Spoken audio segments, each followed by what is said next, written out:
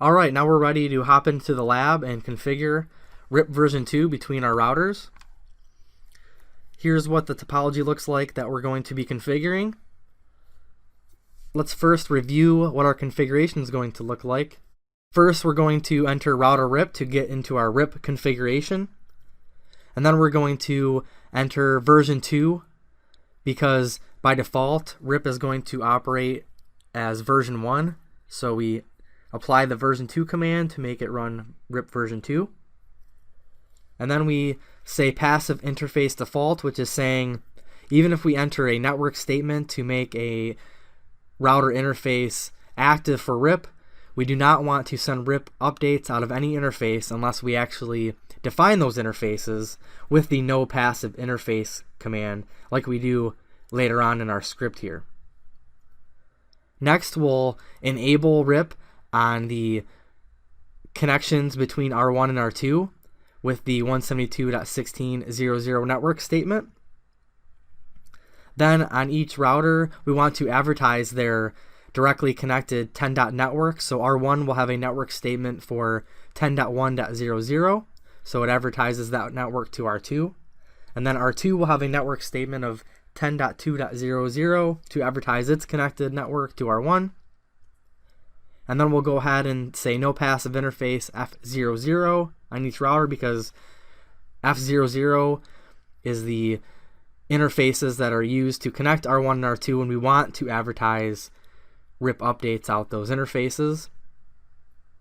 And then finally we say no auto summary because we do not want auto summarization enabled. Alright, let's jump into the lab. I'll go into configuration mode and say router RIP version 2 passive interface default.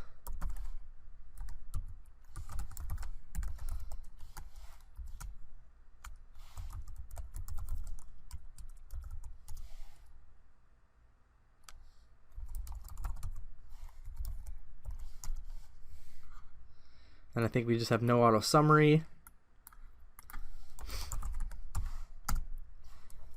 Okay, great. If we want to review our config, we can say show run pipe section RIP.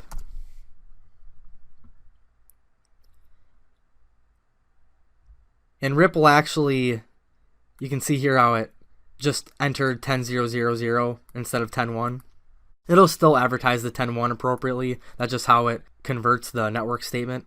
Now let's do the same thing over on R2, except we have the different network statement, which actually, I'll show you a trick here. We can actually just copy and paste the same configuration over on R2, and we'll get the desired result here. Let's paste that in. Now for some verification commands, just to show you what our interfaces look like real quick. We'll do show IP interface brief on each router. So you can see I'm not lying, my F00 interface is on the 172.16 network, and then I don't have the interface labeled on the diagram here, but F10 is our directly connected LAN segment on R1. So you can see that R2 just has .2 for its 172.16 IP address, .1 over here on R1, and then of course it has the LAN segment. Now let's take a look and see if we learned our routes like we were hoping. I'll run show IP route on R1. And you can see that we did in fact learn the 10.2.0.0 network from R2. And you can see it's labeled as an R route. If we look in our codes here, we see R is a RIP route. And it has an administrative distance of 120. And a metric of 1 because it's one hop away. So that's why we have a 1 for the metric. Now let's go over to R2. And we see that R1 successfully advertised its 10.1.0.0 network. We see it's via R1's next hop IP address, and it has an R for a RIP route, and AD of 120, and a metric of 1. Let's take a look at a few more commands we can use for verifying our RIP routing topology here. We can run the command show IP RIP database to see the routes in the RIP database. One of my all-time favorite commands, show IP protocols, that will show you information about any dynamic routing protocols that you have running on a router. So here we can see for the RIP routing protocol, actually a lot of good information here, and some of the information in this output, this command is the only way that you can see that information. So it shows our timers, which interfaces are actively participating in the routing protocol, if auto summarization is on or not, the networks we're routing for, and our administrative distance for that protocol.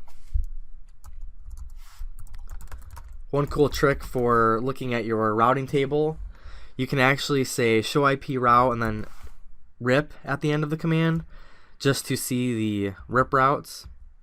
So you can see the difference here. You know, maybe you have hundreds of routes in your routing table and you really just want to see the specific RIP routes. That's one quick way you can verify that.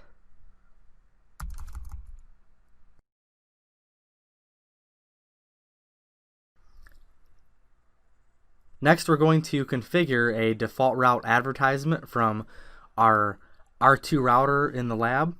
First, let's jump into R1 to prove that it does not have a default route in its routing table currently. And we can see that it does not have a gateway of last resort set, and it does not have a default route in its routing table.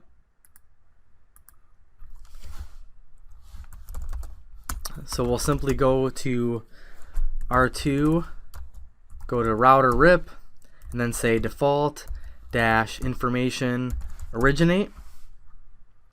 And just by setting that command, we should now see a RIP advertise default route.